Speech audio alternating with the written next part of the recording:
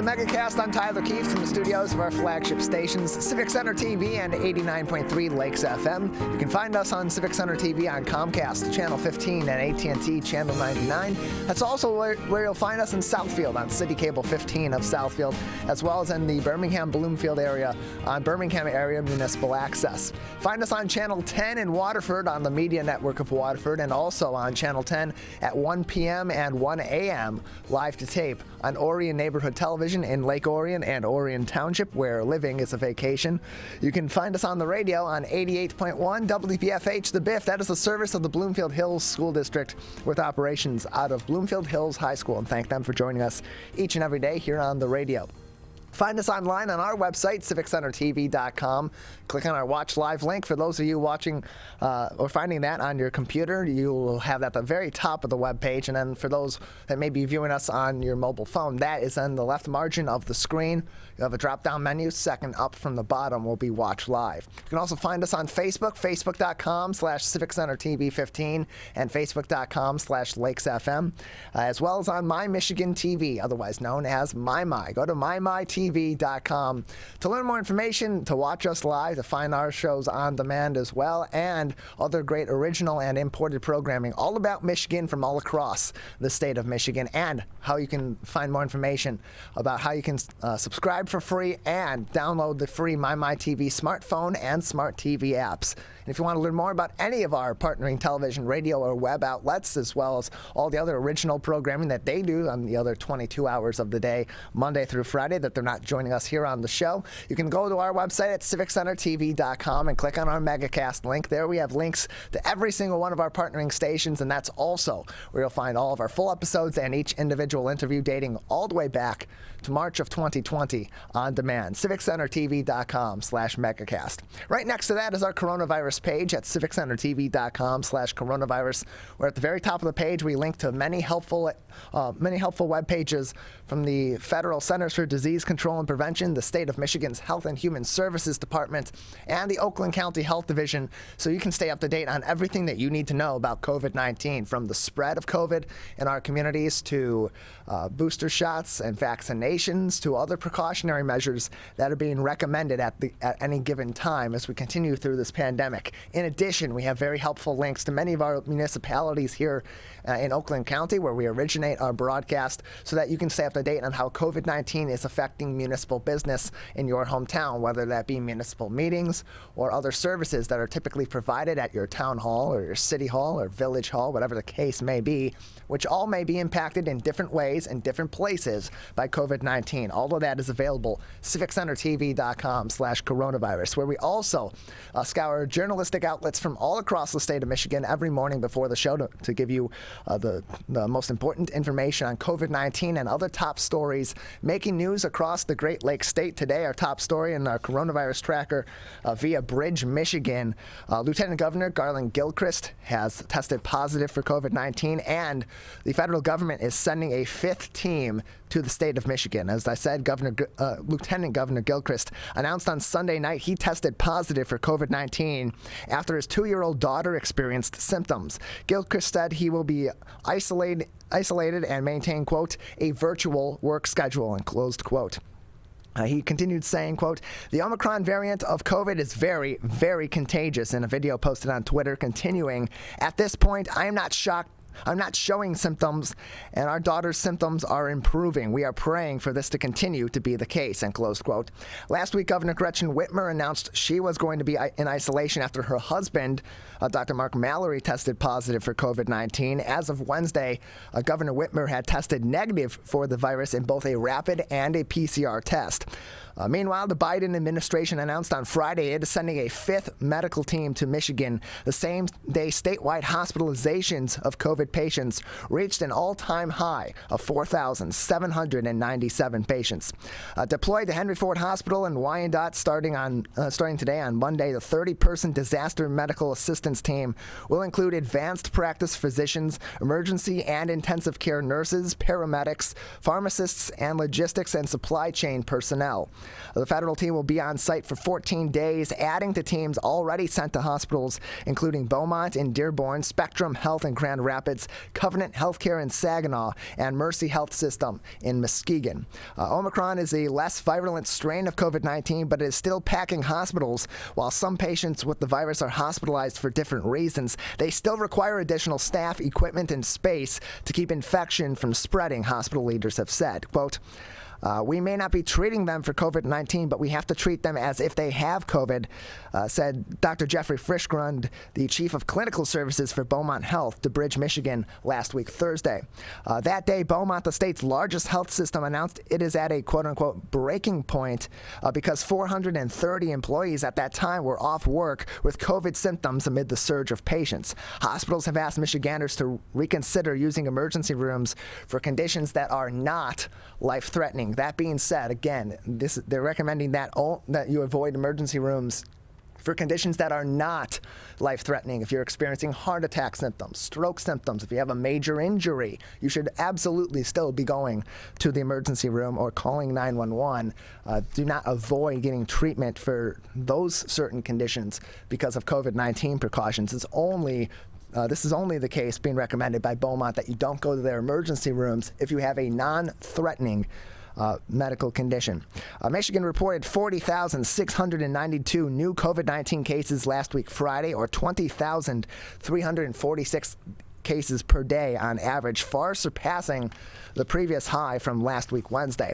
The onslaught of new cases pushed the 7-day average to nearly 15,000 as the state on Friday reported the highly transmissible Omicron variant has now been detected in 32 counties and the city of Detroit, up from 23 counties and the city of Detroit last week Wednesday. Hospitalizations also hit a high on Friday, rising to 4,797, just above the previous high of 4,782 reported on December 13th.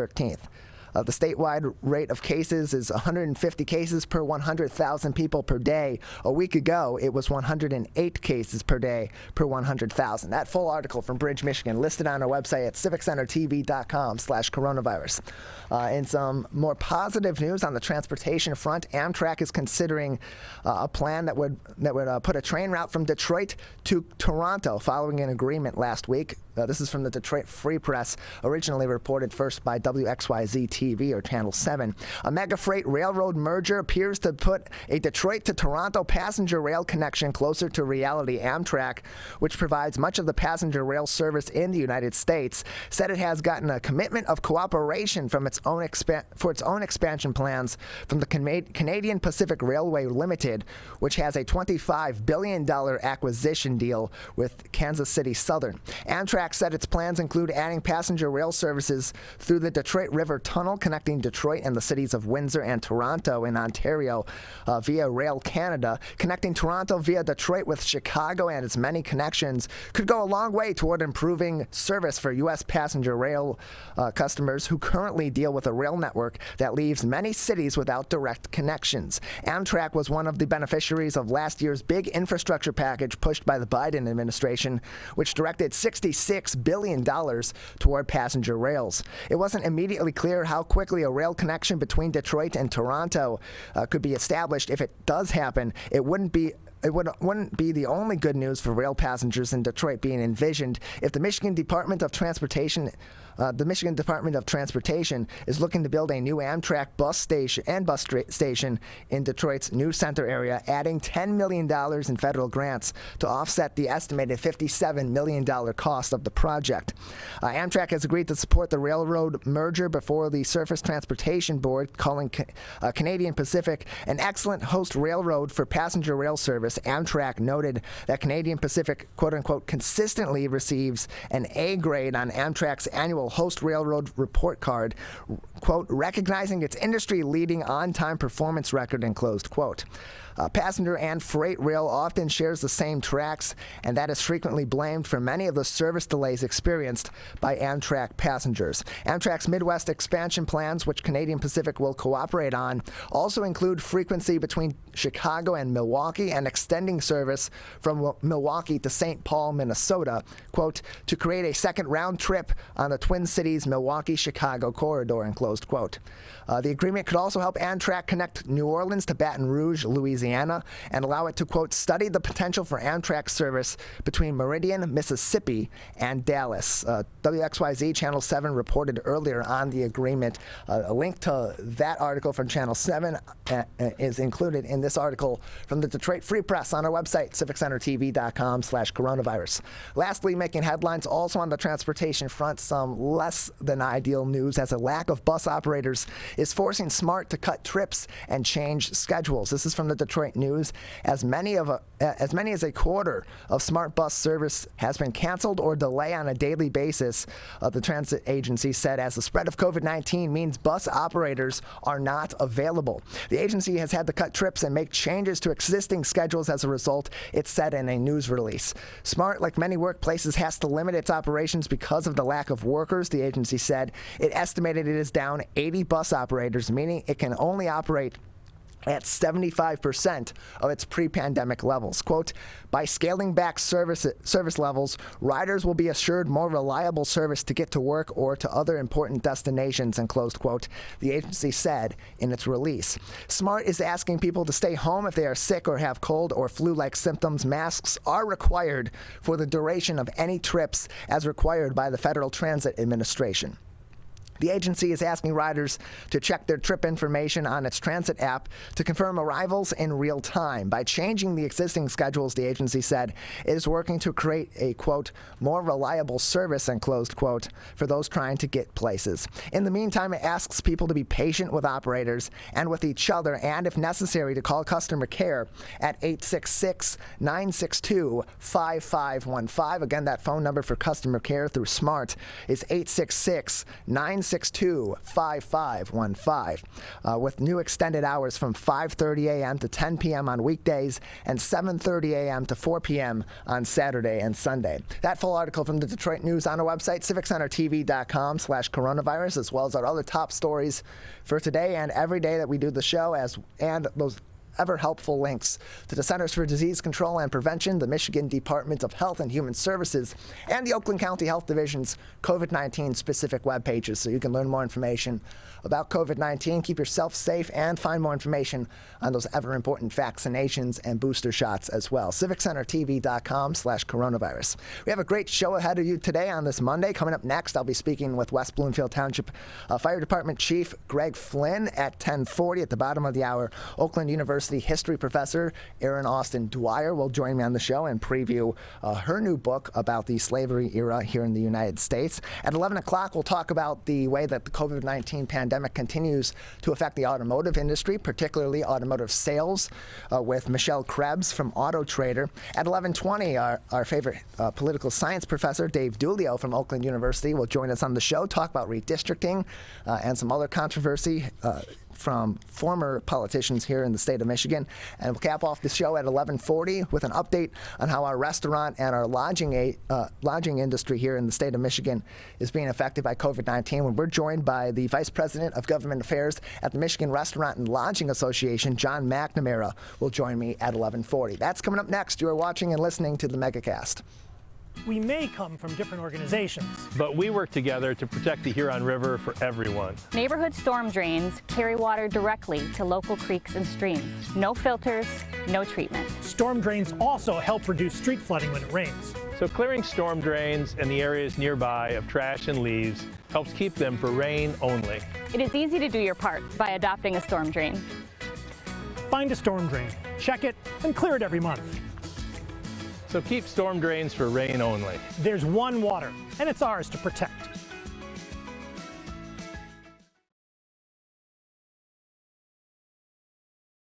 If you are struggling to afford your internet bills during the pandemic, there's a temporary government program that may be able to help. It's called the Emergency Broadband Benefit, and it provides up to a $50 monthly discount on your broadband bill to qualifying households. Find more information about the program, including if you qualify and how to enroll, at fcc.gov/broadbandbenefit, or call toll-free at 833-511-0311. A public service announcement from 89.3 Lakes FM. If you are struggling to afford your internet bills during the pandemic, there's a temporary government program that may be able to help. It's called the Emergency Broadband Benefit, and it provides up to a $50 monthly discount on your broadband bill to qualifying households. Find more information about the program, including if you qualify and how to enroll, at fcc.gov/broadbandbenefit, or call toll-free at 833-511-0311. A public service announcement from 89.3 Lakes FM. We as Michiganders feel connected to this resource in a way that I think is really powerful. Conservation starts with a caring, committed community. For me, it's peaceful to have a relationship with the river. Every single one of us has a role to make sure that those waterways stay safe and healthy, being careful about what goes down the storm drain. Just even eliminating some of your single-use plastic makes a difference. There's one water, and it's ours to protect.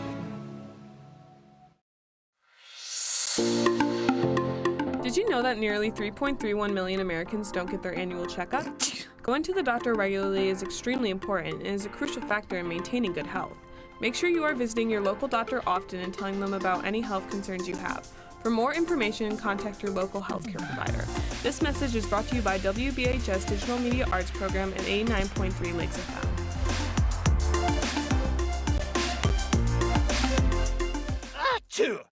People are getting out to walk and bike in higher numbers. More vulnerable road users and higher speed traffic can be a dangerous combination. Crash severity has increased, so if you're driving, be sure to slow down and look for people. There's no need to speed. If you're biking, ride with traffic. If you're walking, avoid stepping into the road if possible. If you have to walk in the street, walk facing traffic. Learn more at walkbikedrivesafe.org. When times get dark, we can't see the help that's all around us. When you don't know where to turn, let 211 be your guiding light.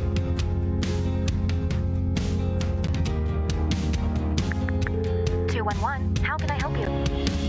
Our guides are ready to connect you with the help you need.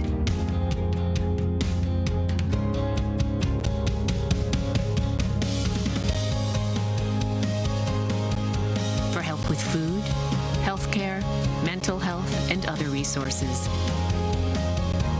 call 211 or visit 211.org. 211. Get connected, get help.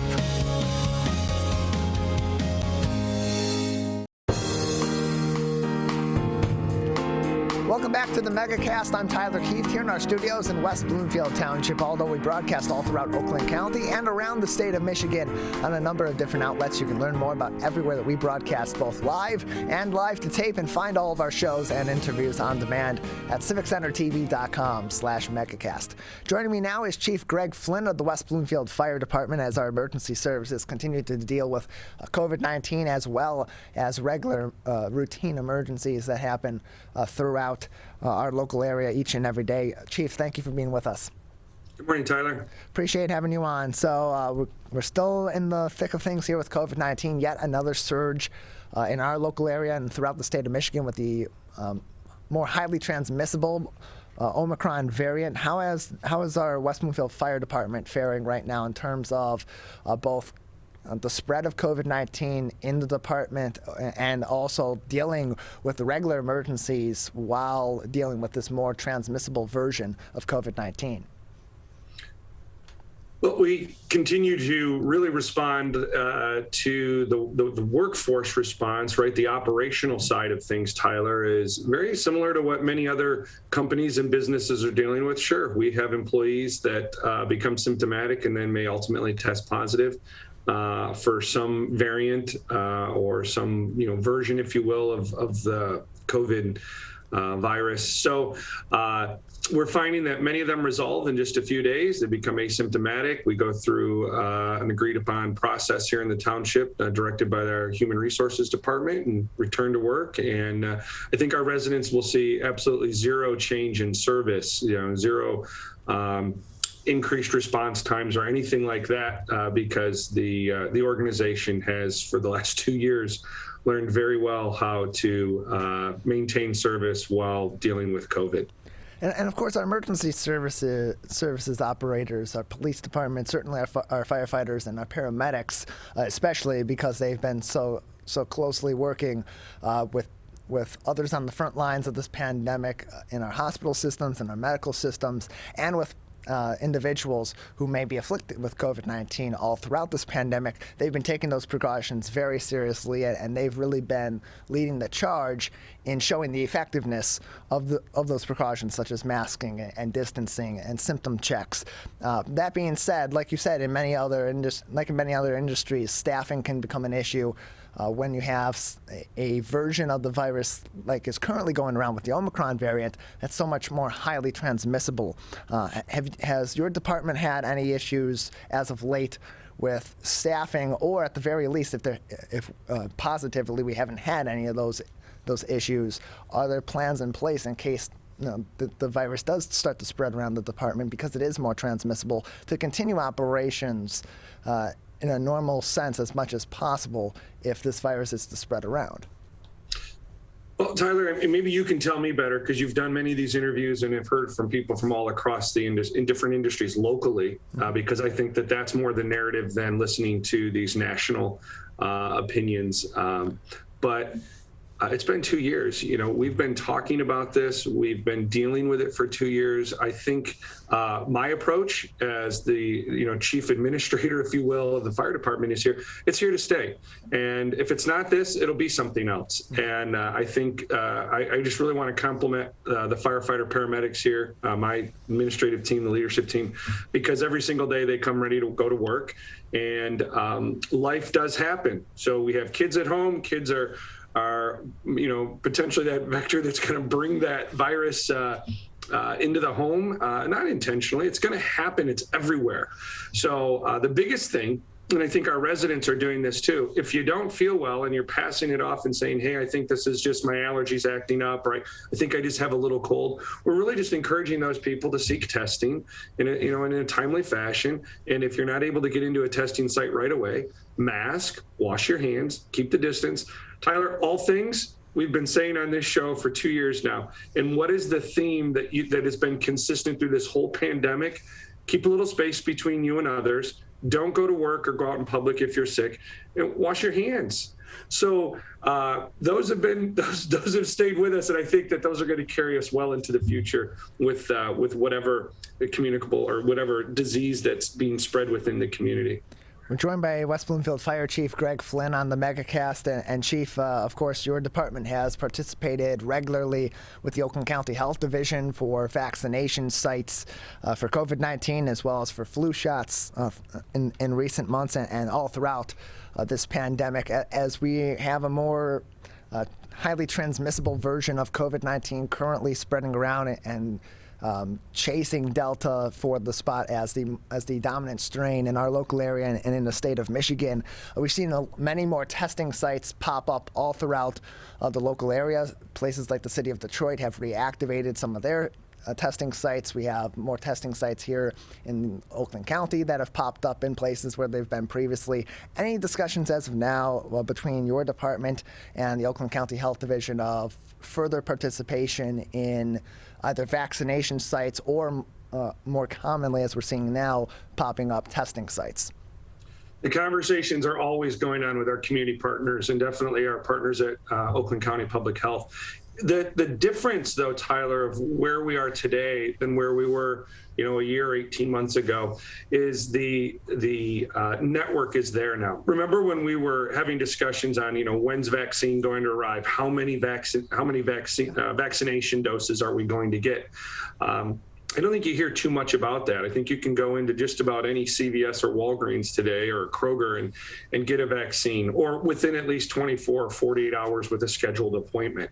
So we're in a different place. And I think local government and county government and state government plays more of a role in that crisis mode when there's not a network set up. And now all of our private partners, again, the pharmacies, the doctor's offices, all of them, they have access to it. So that's where government now steps back and the network of other providers take over because it's readily available to everyone. Part of it was we wanted to make sure in West Bloomfield, the greater West Bloomfield area, there was access. And it's not just access for West Bloomfield residents, it's just a site for the greater West Bloomfield community to have access. And what we found with many of those sites, Tyler, is as time went on, and those that were really eager to get vaccinated got vaccinated, that the demand for those has kind of waned a bit. And there's probably just not the need for that right now. And as far as testing goes, I think we could talk quite a bit about testing, but I probably should leave that to the experts,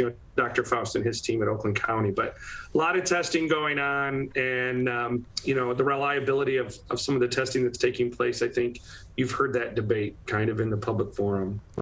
We're joined by Chief Greg Flynn of the West Bloomfield Fire Department, joining us on the Megacast. As he said, a lot of information already out there about testing. If you want to learn more about the various tests that are available for testing against COVID-19, whether that be antigen tests or PCR tests, what's the difference, which one's better for you to get, when you should get these tests, go to our website at civiccentertv.com/coronavirus. Go ahead and click on the Oakland County link. That will take you to the Oakland County Health Division's website, where they have all the resources you need to learn about all of that right there, and the ability, the link to email, to text, and to call the Oakland County Health Division's Nurse On Call hotline if you have any immediate questions about COVID-19 or want to schedule testing or vaccination through Oakland County. And so, Chief, other hazards still out there, still causing issues for people commonly beyond COVID-19, as we are now in the thick of winter here in Michigan.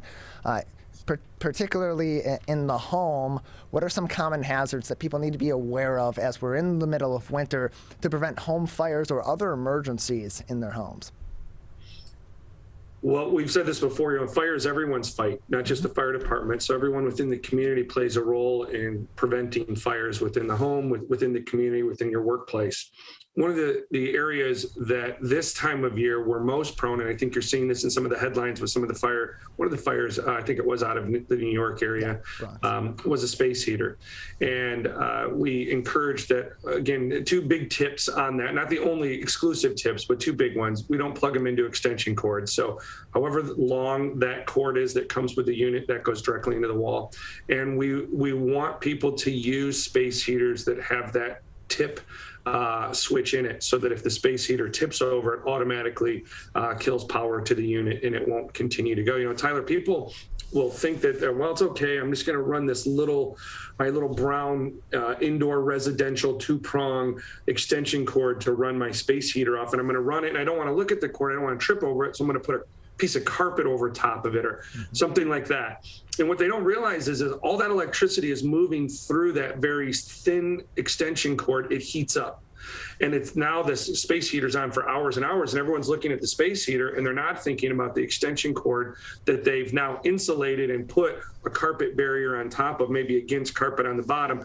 And then we start to get that potential for fire in that kind of an environment. So extension cords, just in general, they're not all created equal, Tyler, and you can just pick a couple up at the hardware store and you'll notice the different weights of them. And that all is designed specifically to handle the load of electricity that's moving to the device that it's powering. We're joined by Chief Greg Flynn of the West Bloomfield Fire Department today on the Megacast. And Chief, those are visible hazards that we can see, but there are invisible hazards as well, including carbon monoxide. This is a time of the year where it's recommended after the new year to, of course, check your smoke detectors, but also to make sure you have working and effective carbon monoxide alarms. Care to give us a little insight on that, please? Sure. There's been quite a few advancements in this. They have combined units now. I know some of the units that I have in my house are even Bluetooth together, and I'm able to program for both smoke and CO detectors the location of the alarm. So it will actually connect all of the devices, and it's saying that there is smoke in the basement, in the kitchen, and you can select these different things from the menu on the alarm itself. So lots of advances there as far as some of the techie side of it that some of us might be into. We encourage people with that CO detector, Tyler, to have one with a digital readout. That actually tells you how many parts per million of CO are being detected. And that can be helpful for us because when you call that in and you tell the dispatcher that there's X number of parts per million coming up, or just read the number, we'll get that, we know what it means. That gives us a pretty good idea, because what people will sometimes do is they start opening up windows and they ventilate the house, which is okay because they want to get that CO out. It makes it a little bit more challenging for us to locate it, though, because our detectors go on concentrations. So we'll go to the main culprits where we think that it might be producing the CO. But for the most part, having that initial reading will be very helpful, because then we'll know where the CO detector was located and the reading from your device. The other little note on that, if you have one that does not have the digital display, Tyler, those over time may alarm, and we may get there and we may find no CO in your house. And it's because they have a tendency to collect CO over time, and then that cumulative buildup of CO within the device triggers the alarm.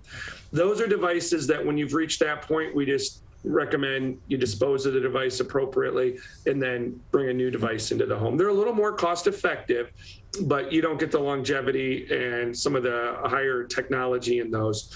Great device. We're glad you have one in your home, but you may see a little more turnover on those after just a few 4 or 5 years. Yeah, and like you say, the devices, technology malfunctions, devices malfunction, they degrade over time in some cases, and hopefully you're in a situation where you have a false reading that says that you have increased levels of CO2 in your home.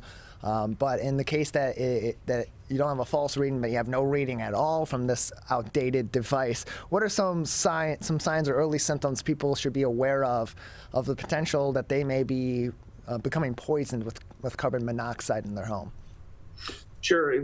Folks that are having a headache, quick to fatigue, feeling fatigued, I should say. But again, just that overall sleepiness, drowsiness, everyone in the home. And CO, while we're talking about it for this time of year, Tyler, one of the things that we've started to do on the fire department, and we got this from our friends in Bloomfield Township next door from an experience they had, we actually connect a CO device on our house bags. So when we go into the home, there's a device that's always monitoring for carbon monoxide connected to our medical bags that go in on the call. And what happened in this home, the medics went in, they started to treat this person who was feeling kind of sleepy and lethargic. All of a sudden the alarm goes off and the medics go, right, there's CO in this house. They didn't detect it either, but because we run with this constant monitoring that's on, they were able to determine in the summertime that there was a pool heater outside that wasn't venting away from the house, it was venting into the house, pumping carbon monoxide into the home and making everyone sick. And you say, well, it was summertime, why was their house closed up?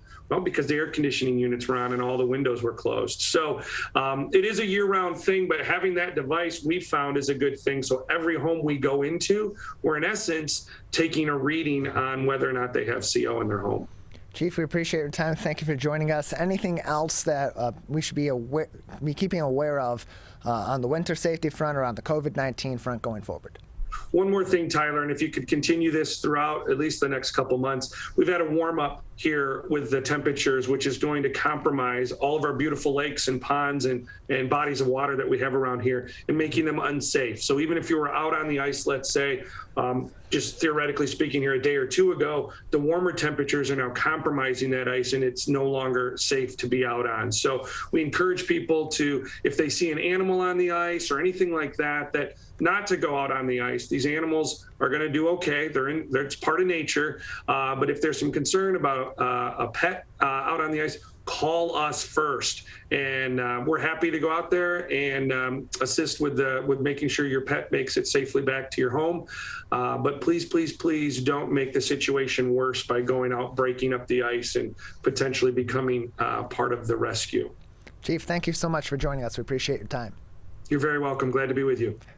Pleasure to be with you as well. Chief Greg Flynn from the West Bloomfield Fire Department joining us on the Megacast, giving us some very helpful tips as we continue through the challenges of the COVID-19 pandemic, a lot of the same as we've been dealing with over the last 2 years. And then, of course, those ever helpful winter safety tips as we now go into the thick of the colder season. And there's a lot to be aware of to prevent you from falling victim to hazards both in the home and outside the home this winter. We're going to take a break. On the other side, we'll head over to Oakland University and be joined by history professor Erin Austin Dwyer, who will be speaking about her new book, Mastering Emotions, Feelings, Power, and Slavery in the United States. A really interesting look and perspective at the slavery era in the U.S., using primary sources and focusing on the emotions of that period in history as well. That's coming up next. You're watching and listening to the Megacast.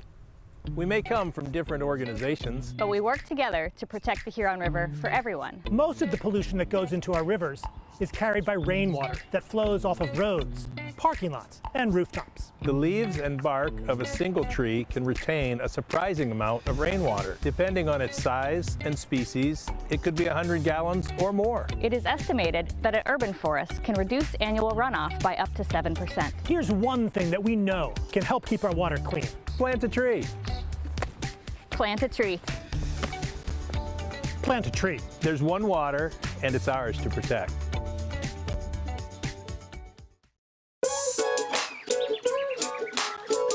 One of the things you can look for in your friends is a change in behavior. These can be big changes, they can be small changes in mood, physical appearance. They may be sleeping less or sleeping more, drinking more, or their eating patterns may be different. One big change that can be pretty obvious is change in motivation. Do they no longer want to play basketball? Do they no longer want to play video games?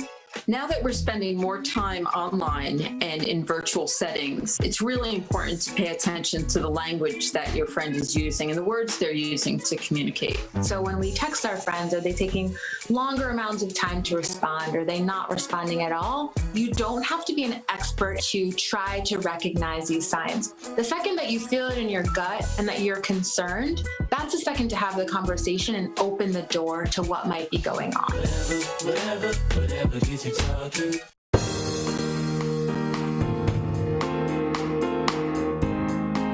Joining us now is Professor Erin Austin Dwyer. She is the Oakland University Department of History professor and also the author of Mastering Emotions, Feelings, Power, and Slavery in the United States. Erin, thank you for being with us today. Thank you for having me. Good morning. Appreciate having you on. So as I mentioned, you're the author of Mastering Emotions, Feeling, Power, and Slavery in the United States. Can you tell us, just give us a synopsis about what people can expect to learn from reading your book? Sure. I think people often think about emotions as being something that we feel individually, that they're simply a feeling that's maybe, our physiognomy. I feel sad, I feel happy, I feel afraid. And so what this book is looking at is how emotional norms are established beyond just what we feel individually, these sort of collective rules about how we should or shouldn't feel, and moreover, how power operates through emotions, specifically looking at the antebellum South. So again, I think it's easy to see emotions as being at odds with reason, and yet what we really see when you look at examples, whether it's from slave narratives or documents from slaveholders, from the United States, what we see is that emotions were really fundamental to the system of slavery, both to how slaveholders perpetuated slavery and kept it in place, but also that emotions were really critical for enslaved people as they tried to survive being enslaved and even escape slavery. And so that's really, I think, one of the contributions beyond being a history of slavery. I think it's really a work about what power emotions have and the work that emotions do in society. And so as you were beginning the research for this book, as you were beginning the writing process, you relied heavily on primary sources, particularly those of the feelings of both slaves and slave owners at that time. Why was it important for you to, when telling this story about the different feelings and emotions of the slavery era in the United States, to incorporate both of those perspectives in telling the story? Great question. Yeah, because I think it's obvious, it's maybe more obvious how slavery is impacting the emotions of enslaved people. I mean, the tragedy of having your family separated at the auction block, having a loved one sold away from you, the fear that so many enslaved people experienced, the anger of seeing either yourself or a loved one be whipped by an overseer or an owner.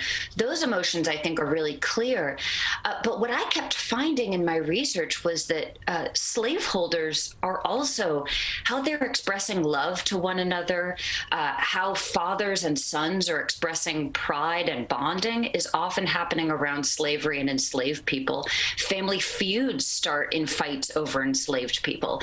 And so rather than sort of teasing out just the feelings of enslaved people, I thought it was important to analyze how this system of the emotional norms of slavery was shaping both enslaved people and slaveholders. And sometimes it's knowingly that enslaved people are playing off the jealousy or the anger or creating these family feuds in order to try to escape slavery or to gain some modicum of control over their lives. And were there any, along those lines, were there any surprises that as you went through these primary sources and you kind of captured those stories from both angles, from both the angles of those that were enslaved and those that were owners of enslaved people at that period of time? Were there any surprises that you found in the dynamics that were between people on both sides of that coin that maybe aren't commonplace in our discussions about slavery in the United States? Yeah, I initially was really interested in looking at situations where a slaveholder was related by blood to enslaved people. I was looking at some plantations in Louisiana in particular, where it was an incredibly common phenomenon because any child born to an enslaved woman was automatically born into slavery. And so you have so many children who are blood relatives of their owners, blood relatives of the children that they're growing up around.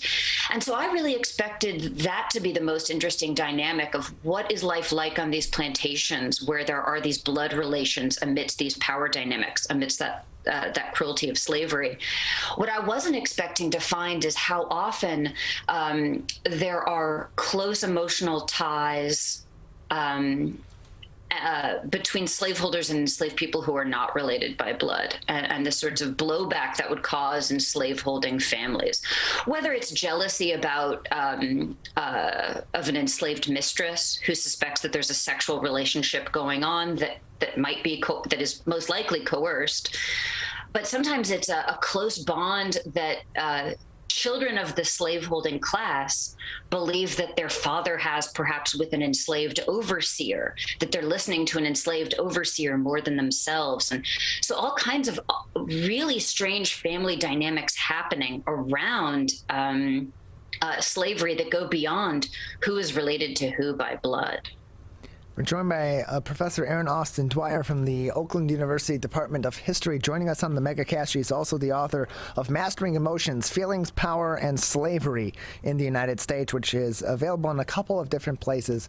It's available on Amazon.com. It's also available on the University of Pennsylvania's press website as well. And again, the title of the book is Mastering Emotions, Feelings, Power, and Slavery in the United States. And so in all of this research that's being put into this book, what can be learned about from finding out about the prevalent emotions of the days of slavery? What can be learned from that and inform us not only of our history, but the ways that history better ways that history informs our modern day America? Mm-hmm. Certainly.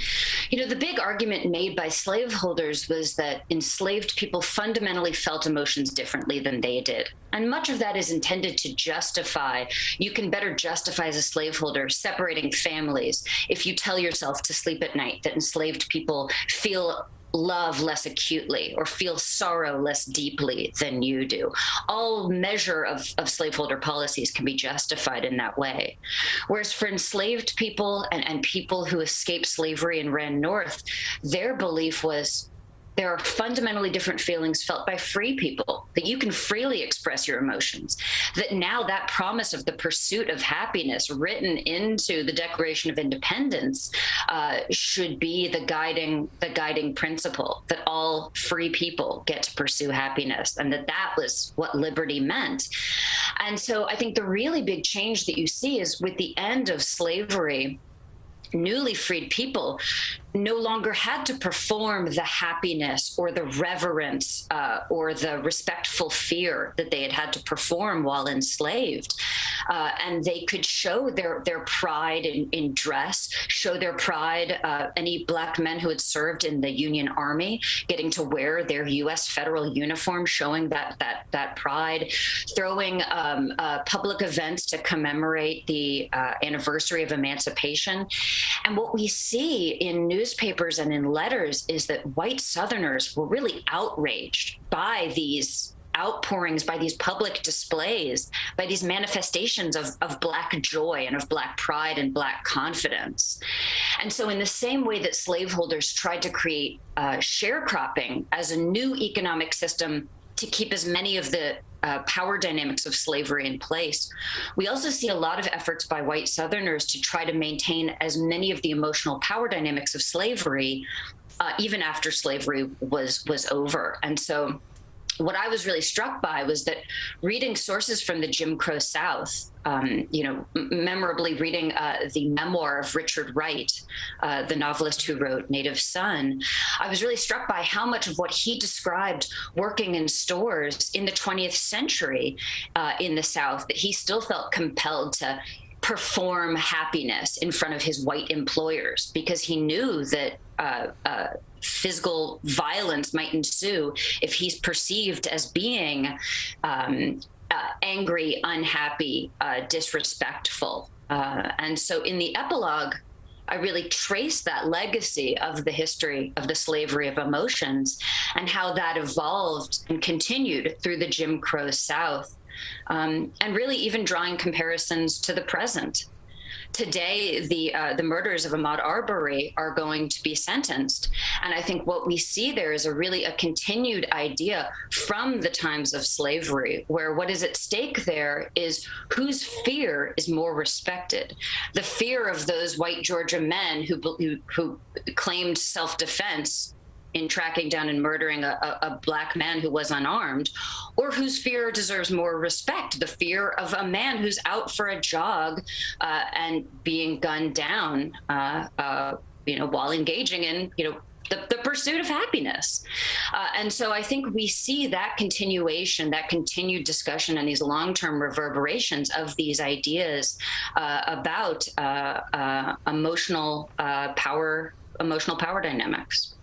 And we're joined by Professor Aaron Austin Dwyer from the Oakland University Department of History. Joining us on the Megacast again, the book is entitled Mastering Emotions, Feelings, Power, and Slavery in the United States. And it gives a really interesting perspective on the history of slavery in the United States, which has informed all eras of history in our country, from, of course, dating all the way back to the Revolution, certainly through the Civil War era and the Civil Rights era, but even today, as you had said, there's so many parallels to this era. What first inspired you, particularly when you were going into the planning of writing a book about slavery in the U.S., to focus on the emotions of slavery and how that impacted both the institution of slavery in the United States and the history both then and thereafter?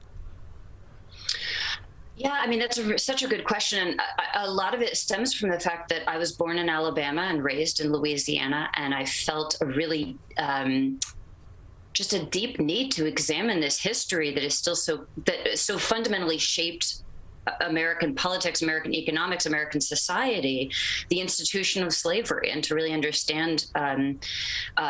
that institution. I think it's really, you can't understand present day America. You can't understand American history without understanding the history of slavery. And so it was wanting to unpack and examine those relationships and examine those power dynamics. And as I say, it was while I was working on that an advisor gave me a book on the history of emotions about the French Revolution. And he said, I know this is about the French Revolution, but bear with me. I think this will help. And it really was that intersection of thinking about the history of slavery, but also thinking about how power dynamics operate through emotions that set me on this course. So I think, yes, this is a piece of history of slavery, certainly, but I think it's also really about how emotions operate in power dynamics, how those in power use emotions and emotional norms to try to maintain a measure of control, norms about what we should be afraid of, whether or not we should express happiness or sorrow.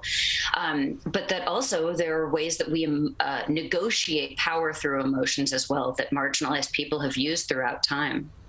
And it's important to find new angles to approach looking at history as well, so that you can learn about our history, about world history, about history of certain topics from as wide of a point of view as possible, and have as much information on that topic as you possibly can in order to understand how it informs our past, our present, and our future.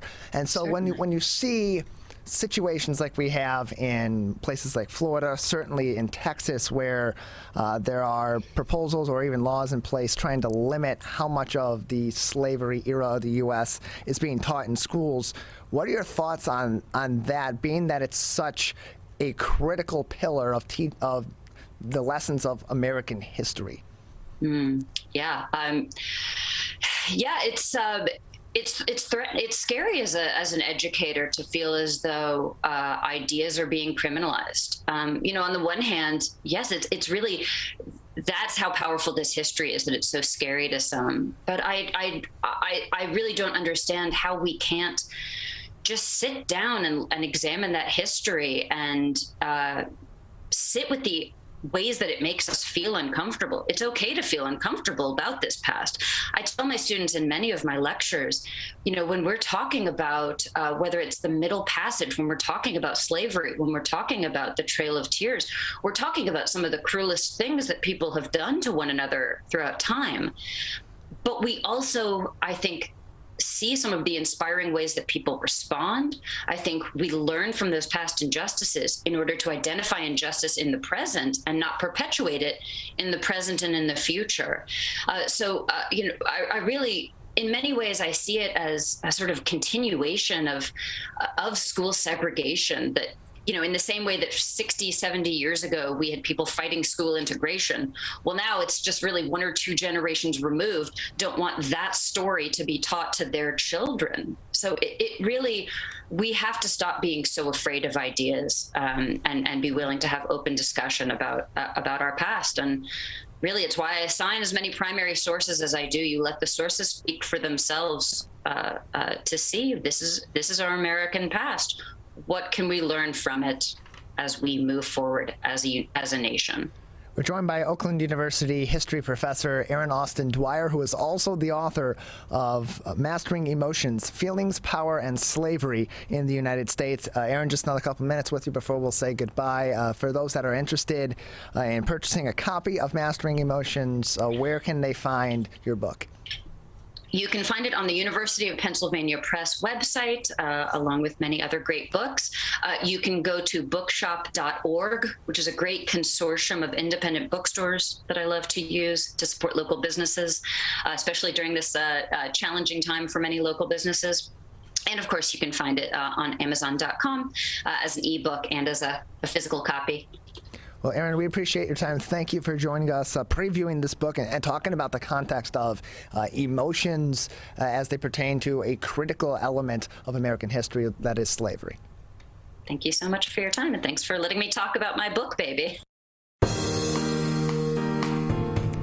You're listening to your radio homes for the Megacast 89.3 WBLD Orchard Lake and 88.1 WBFH Bloomfield Hills. We'll take a quick break, and on the other side, we'll kick off the second hour of the show with Michelle Krebs from Auto Trader talking about how the COVID-19 pandemic has continued to impact particularly sales of automobiles throughout the U.S. and around the world. That's coming up next. You're watching and listening to the Megacast. Today, it is easier than ever to join Michigan's Organ Donor Registry and help build a bridge of hope for organ, tissue, and eye donation. Just one person can potentially save or help improve the lives of up to 75 people. By joining, your legacy could be the gift of life. Sign up today at michigan.gov/SOS or at any of the more than 145 Secretary of State self-service stations located across Michigan. Be part of Michigan's Bridge of Hope by adding your name to the Organ Donor Registry. When times get dark,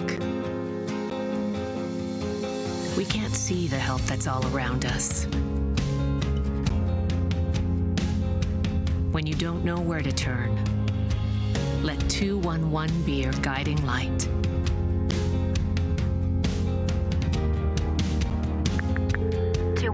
How can I help you? Our guides are ready to connect you with the help you need.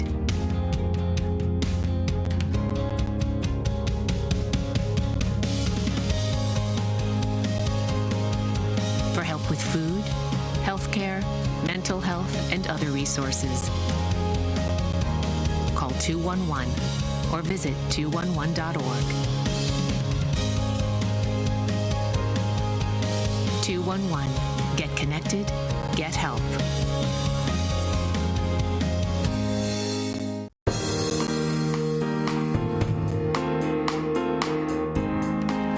Welcome back to the Megacast. I'm Tyler Keefe here in our studios in Oakland County, although we broadcast all throughout the state of Michigan. You can learn more information about everywhere that we broadcast live and live to tape and find all of our full episodes and each individual interview on demand at civiccentertv.com/megacast. Joining us now is a professor of political science at Oakland University and also their director of the Center for Civic Engagement. Dave Dulio is with us once again on the Megacast. Dave, thank you for being with us.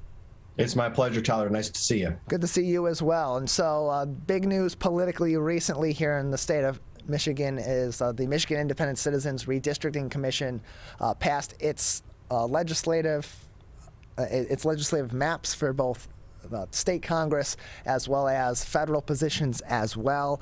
Of course, met with controversy and met with opposition as lawsuits have already been filed or will continue to be filed in that case. But for you, looking at that process and at the maps that have been redrawn, what is your biggest takeaway so far from the redrawn maps here in the state of Michigan? Well, I think that there are a number of takeaways.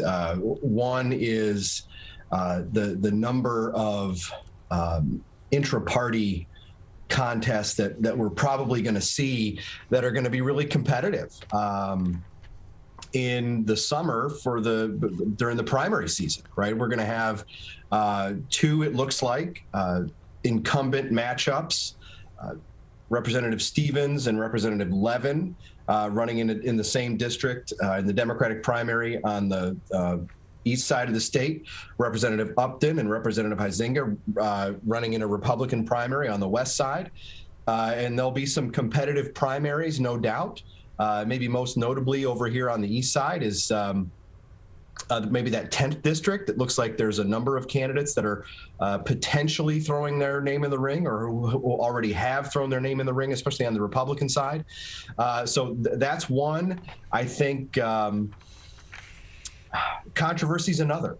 And there are a number of controversies sort of surrounding the maps for either the state house, the state senate, or the U.S. House of Representatives. Certainly the lawsuit that's been filed by some representatives in the city of Detroit alleging the maybe disenfranchisement's the wrong word, but alleging a negative impact maybe on African-American voters in the city of Detroit and the dilution of their votes. We'll see how that shakes out in court. I think you'll see other lawsuits filed. This is going to get very litigious.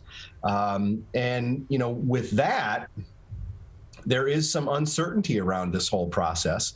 And as we start to see some things shake out with candidates announcing that they're going to run in certain districts, there still is uncertainty there whether or not the maps hold muster or pass muster in the courts. And so if the courts do decide that the maps as drawn are inadequate because of violations of the Voting Rights Act or because of the disadvantages that they put certain populations at politically based on these maps being redrawn, that kind of in some ways resets the clock, because now you have the Michigan Independent Citizens Redistricting Commission that has to go back and modify those maps. But at the same time, we are quickly approaching the primary season. How are candidates going to be preparing for that kind of a scenario where, like you said, they could be planning to run in one district right now in a very competitive race, and that might not be their final district down the line. At some point, the clock's going to have to run out, and these maps are going to have to be final. Sure, and the way the constitutional amendment was written, so the law of the land, right, is that these maps, while approved by the commission at the end of December, they're not in effect until March, right? And then we've got the filing deadline that comes in April. So, right, that's really maybe one of the dates to really watch. But at the same time, this is really uncharted territory. We don't know what is going to happen or could happen. If prior court cases in other states are a model to follow, you could have the courts kick it back to the commission, and depending on when that happened, would that 45-day comment period that the commission had to follow at the end of the calendar year 2021 be back in effect? We don't know. Would they ask for relief from the courts?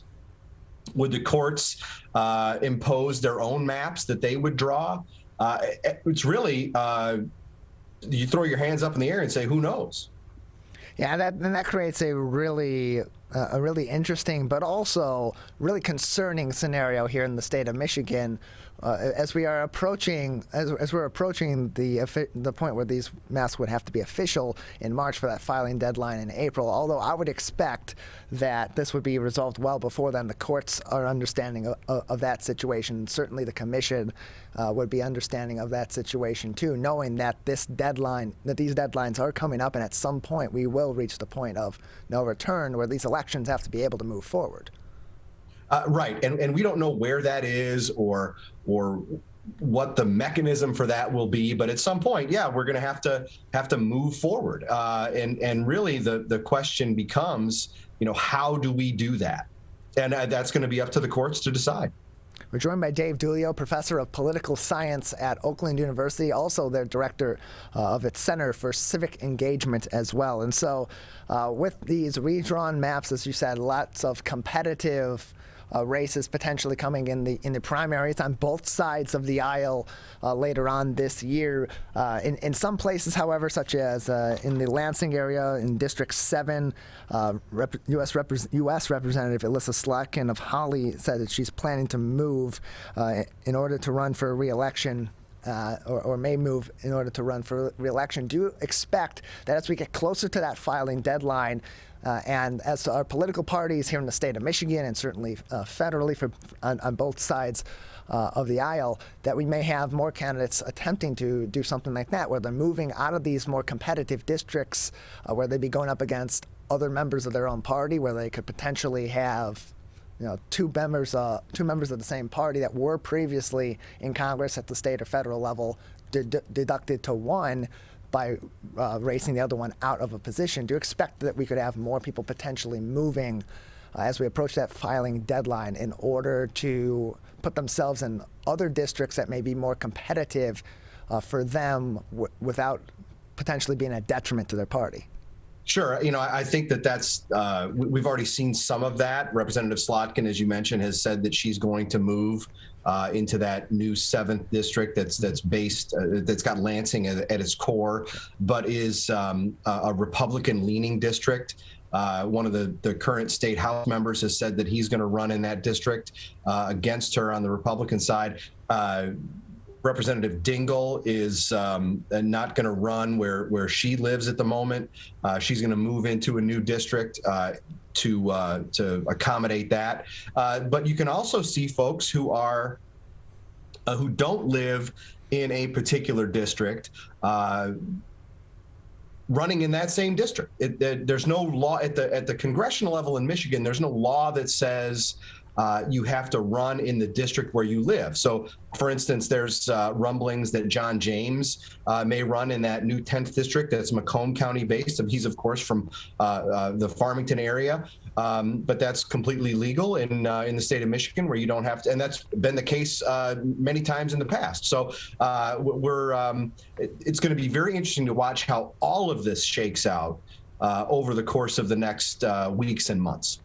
We're joined by Dave Dulio, professor of political science at Oakland University and also the director of its Center for Civic Engagement, joining us on the Megacast. And so the whole point of this Independent Citizens Redistricting Commission, when it was enacted by the people by vote in 2018, was to take the drawing of the maps out of the hands of particularly politicians who are in the party in political power in Lansing every 10 years and put it more into the hands of the people to create a more egalitarian process.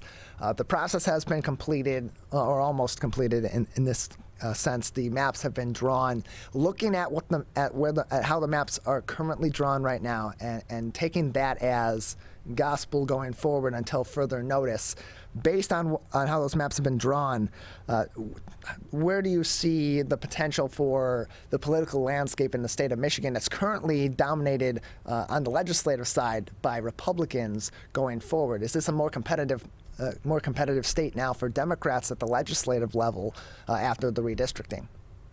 Well, we'll see, right? I mean, I think that's the what many people were looking for. As the commission was doing its work, we'll see, right? Because what we've heard so far is the analysis that's been done is that more districts are competitive or favor Democrats now than used to, and I'm gonna say that we'll have to wait and see on that, because the data that's been used for that analysis, at least what I've read and seen, is having used data from 2020, which of course was a presidential year. And any good campaigner will tell you that when you're trying to predict election outcomes, you have to use like elections. And 2022 is obviously not a presidential year; it's a midterm year. In addition, so that's one thing, right? The midterm year versus presidential year. Midterm years always see lower voter turnout.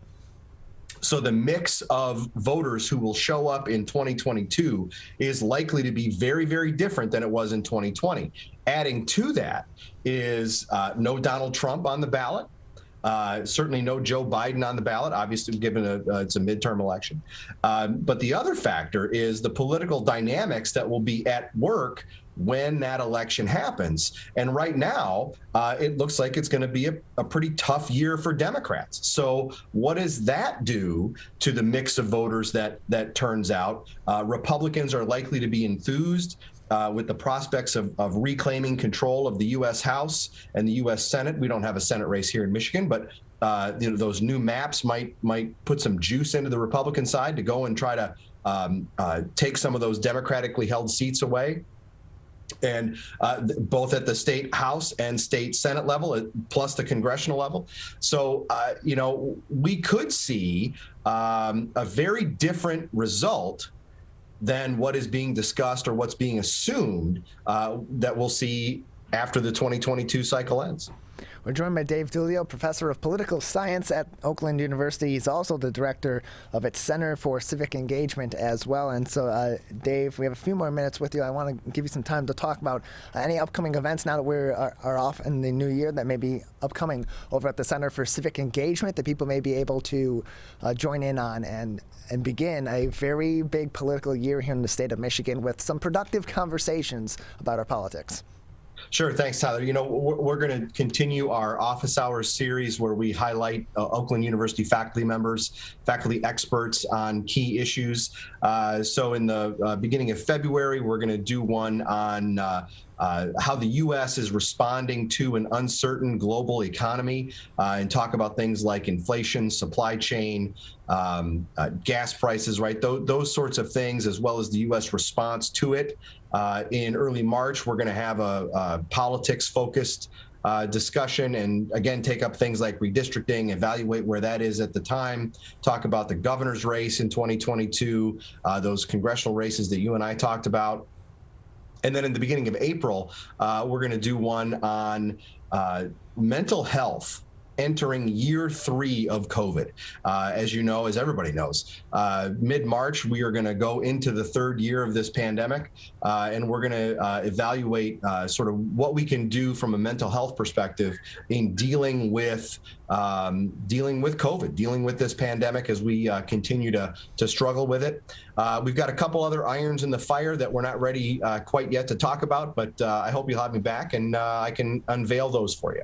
We certainly will have you back to talk about all those upcoming events and to continue to analyze a very important political year here in the state of Michigan as we're in 2022. It's a midterm election year. We've got the primaries coming up in just a few months, and then, of course, the gubernatorial election, also a big factor as well. Dave, thank you for joining us. Thank you, Tyler. Appreciate it. Once again, Dave Dulio, professor of political science at Oakland University and the director of Oakland University's Center for Civic Engagement. You can learn more information by visiting Oakland University's website at oakland.edu. We're going to take a break. On the other side, we'll be joined by John McNamara, the vice president of government affairs at the Michigan Restaurant and Lodging Association, to talk about how the continuing pandemic and certainly the spike in cases due to both Delta and Omicron variants here in the Great Lakes State are continuing to affect Michigan's restaurants, hotels, and others in the lodging industry as well. That is coming up next. You are watching and listening to the Megacast. We as Michiganders feel connected to this resource in a way that I think is really powerful. Conservation starts with a caring, committed community. For me, it's peaceful to have a relationship with the river. Every single one of us has a role to make sure that those waterways stay safe and healthy, being careful about what goes down the storm drain. Just even eliminating some of your single-use plastic makes a difference.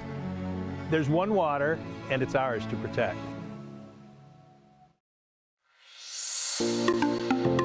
Did you know that nearly 3.31 million Americans don't get their annual checkup? Going to the doctor regularly is extremely important and is a crucial factor in maintaining good health. Make sure you are visiting your local doctor often and telling them about any health concerns you have. For more information, contact your local healthcare provider. This message is brought to you by WBHS Digital Media Arts Program and 89.3 Lakes FM.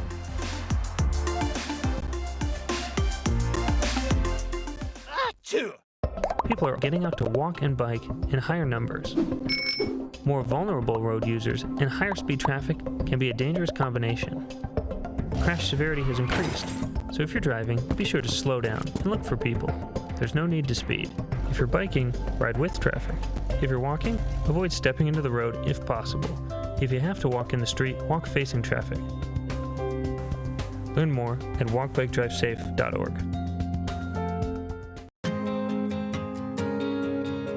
When times get dark, we can't see the help that's all around us. When you don't know where to turn, let 211 be your guiding light.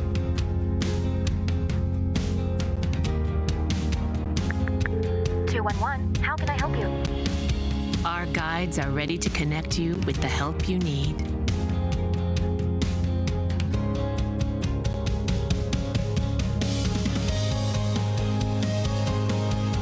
For help with food, healthcare, mental health, and other resources. 211 or visit 211.org. 211. Get connected, get help.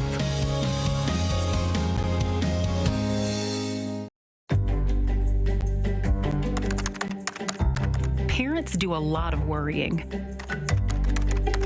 Get your kids caught up on childhood vaccines to protect them from these 14 preventable diseases, and you'll have 14 fewer things to worry about. Vaccines are safe and effective and save lives. So let's get caught up on vaccines and worry about something else. Get the facts at ivaccinate.org.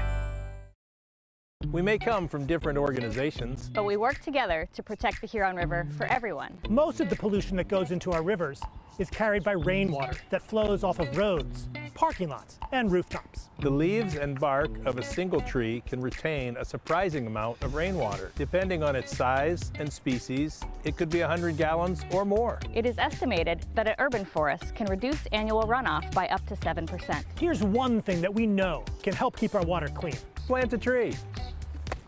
Plant a tree. Plant a tree. There's one water, and it's ours to protect.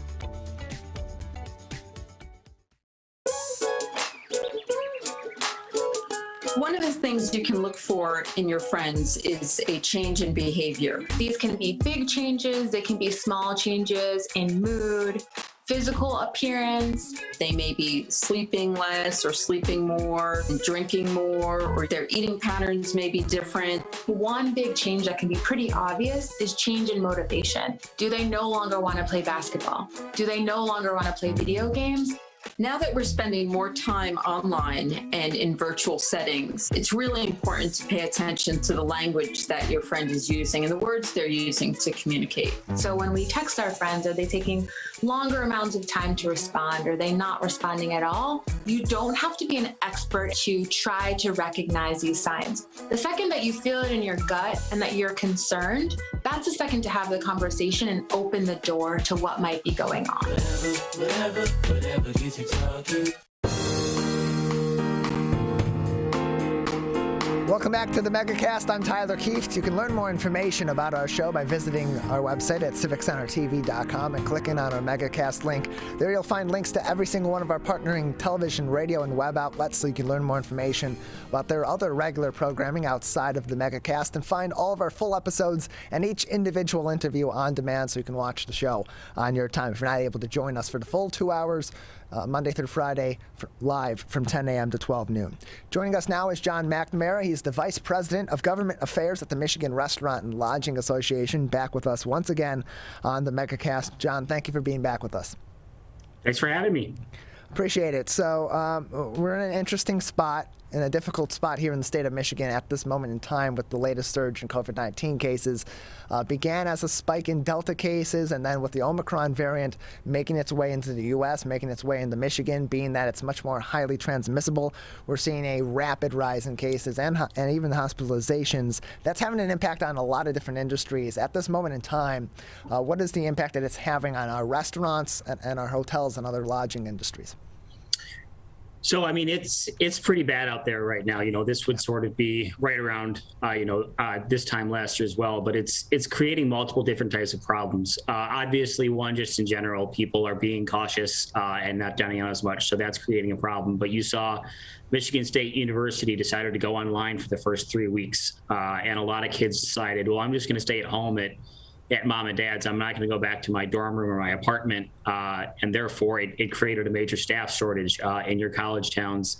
And for example, on New Year's Eve, you had places where 50% of their reservations just canceled because people decided, I'm going to stay home. I'm not going to go out right now.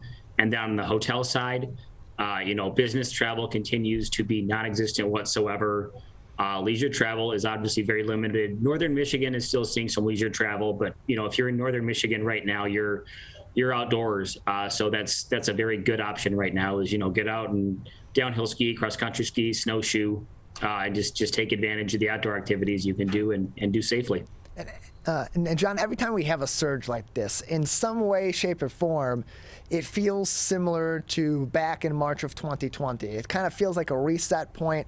here we go again. What's going to happen? That uncertainty comes into play. But now we have a playbook for what happens in these kinds of surges in most industries or in all industries that at least individual businesses or entire industries can tap into. So with this latest surge in cases here in the state of Michigan, given the precautions being taken with that, can we expect to see more restaurants in particular go back to some of those practices that they were utilizing earlier on in the pandemic, with mostly carry-out or curbside service and maybe less in-person restaurant services due to the spread of cases coupled with the staffing issues? You will. I think you'll see people continue to stress that those are options, but also people, when possible, continue to offer the indoor dining option for those that feel comfortable or those that are okay with it. And, luckily now, as compared to where we were, in 2020 and even into 2021 now, the vaccine is readily available. We've seen a large amount of population go out, get the vaccine, get their booster, and continue to do that. Luckily, a lot of staff at restaurants has been vaccinated, so that that's going to be key in when ththese outbreaks go, is that hopefully a large portion of the population has received their vaccination and then even maybe their booster. And should we be expecting, we've more than really ever in this pandemic, other than the initial portions of it when they were mandated to be closed, we're seeing a lot more regular closing during regular hours of restaurants in our local area, and I know it's also happening all throughout the state of Michigan. Should this be expected to kind of be the new normal we're dealing with here going forward as the Omicron variant continues to spread through Michigan? I think probably until springtime, yes, you're going to see some people who close, maybe they're closed on Mondays or, maybe, not open for breakfast certain days a week. This is also a time of the year just in the industry in general, which is typically slower. Right after the holidays is typically a slower time. People might be trying to save some money, staying home a little more. And, it's colder. Some people just don't want to go out as much. 5 or 6 places locally here in the Lansing area that just, decided last week we're just going to be closed for one was a week, some were 10 days, some were 2 weeks, and just try to ride this out, not only for the safety of their staff, for the safety of everyone. They're just going to say, we're deciding as a business owner, this is our choice, we're going to do that. And I think you will see more of that as well. On the hotel front, obviously the holidays had just passed. There was a lot of traveling still during that time, and you kind of look toward the travel industry, trains, toward certainly the airlines. If people are traveling, they're more likely to be more likely to need lodging in the form of hotels or motels or other places wherever they're going. Right now in the state of Michigan, given that we're in the winter, it's maybe a little bit less touristy here in the state of Michigan, and given the status that we're at with COVID-19 with the Omicron variant, how are our hotels faring at this time? In general, not well. Again, if you're in northern Michigan, you're probably, this is going to be an okay time for you, but Grand Rapids, Southeast Michigan, the Thumb area, with there being little to no business travel whatsoever, those hotels are truly hurting and have been hurting throughout all this, because there are some hotels who really, really just depend on business travel in order to, pay their bills and meet their minimums and their bottom lines. And, when you still have most large corporations have halted business travel indefinitely. It's a scary, tough time for them. Luckily, at the end of last year, the Michigan legislature did appropriate $409 million in order to help impacted businesses from COVID-19. Those applications go live March 1. So hopefully we continue to see assistance from the government to help those businesses that, through no fault of their own, continue to be in tough spots. I'm joined by John McNamara, the Vice President of Government Affairs at the Michigan Restaurant and Lodging Association, with us on the Megacast. And John, across the board in our restaurants and our lodging industry here in the state of Michigan, all these problems and all these solutions that are being put into place, temporary or permanent at this time, how much does all of that come back to another major issue of staffing? As these businesses try to navigate the pandemic, keep themselves open, keep themselves safe, but also navigate the added trouble that is lower staffing availability, and then on top of that, what happens if there is a COVID outbreak in your business? It makes it, in some cases, next to impossible. If you're a tiny little diner with 4 or 5 people and one person tests positive, hopefully that person is vaccinated, but if not, you still have to clean. You need to, have a deep clean. That person, depending on their vaccination status, is gone for X number of time. And then it just puts more stress on everyone else. And business owners are put in the next to impossible position of, how do I keep the people I have, not burn them out, and still provide good service? And what you're seeing is people, closing down. But staffing is a real problem, and it's not just this industry. You're seeing it in healthcare, you're seeing it in delivery, you're seeing it in grocery stores. And I think part of it is just that some people just really do not feel comfortable being out there. The narrative of increased unemployment has come and gone. We did see a slight uptick when that ended. But in general, you're just seeing some people have just found, how to do less and survive on what they have. So I'm hoping this, the staff shortage ends sooner rather than later, but that remains to be seen. And, the rise and fall of COVID-19 and the, variants is going to play a key role in that. And so on that note, have we seen over the past several months since we last had you on the show, have we seen any positive changes in these businesses, particularly in the restaurant and the lodging industry in the state of Michigan, be able to make those hires and bring people in, and on top of that, prevent people from leaving the industries altogether or leaving these jobs altogether? Has that improved at all in the last few months? We've seen a very slight uptick, but I mean, it was a slight uptick from, probably the worst this industry's been in the previous, probably 7,500 years.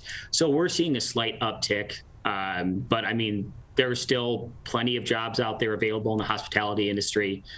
And, they will, you're seeing plenty of, apply today, work tomorrow, get paid the next day. So employers are willing to work with people. They understand, people need some flexibility in their schedule and their understanding of people's worries right now. But, right now, if you asked any restaurateur what's your top concern, close to the half of them would probably say staffing. We're joined by John McNamara, Vice President of Government Affairs at the Michigan Restaurant and Lodging Association. John, last summer, a positive in the travel industry was a rash of tourist business coming back into the state of Michigan, more people traveling around the state of Michigan, coming into the state of Michigan, because at that point in time, or at multiple points in time, the COVID numbers in our state and our region across the U.S.